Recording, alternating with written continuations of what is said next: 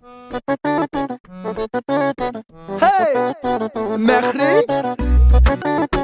Mekan Atayew. Sen bilyenim dersin ben seni önden halayan. Önden veri sen ben yüreğime yarayan. Utanıp sevimi sana aydıp bilmeyen. Sen nereye yürüsün benim şoğa yürüyen. Yalan söyleme ben senin govu tarayan. Bir yerde duranak senin gözün oynayan. Ha beni olsa yıkık etmeye halayan. Bana bilerek vaktini gidiyen. Yok dedim eydem ana. Seller için gelmedim yanına. Menden cevap şartana. Benim başım aylama.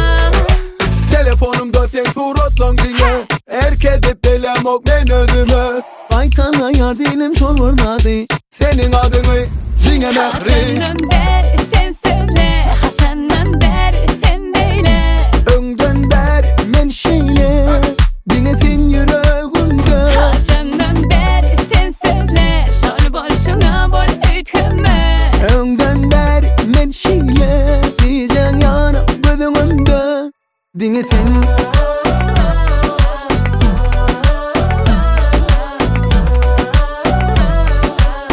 Haçandan bari.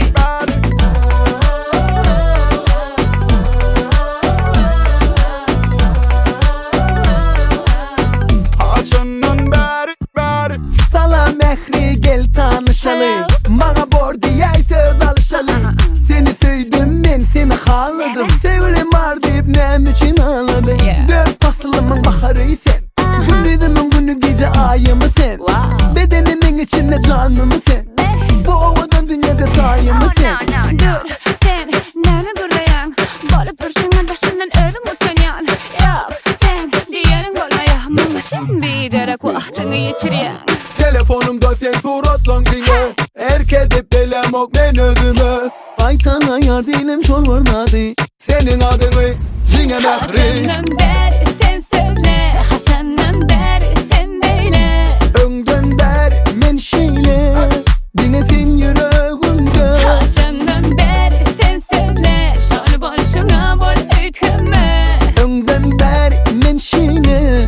Yiyeceksin yana gözümde. Dinle sen.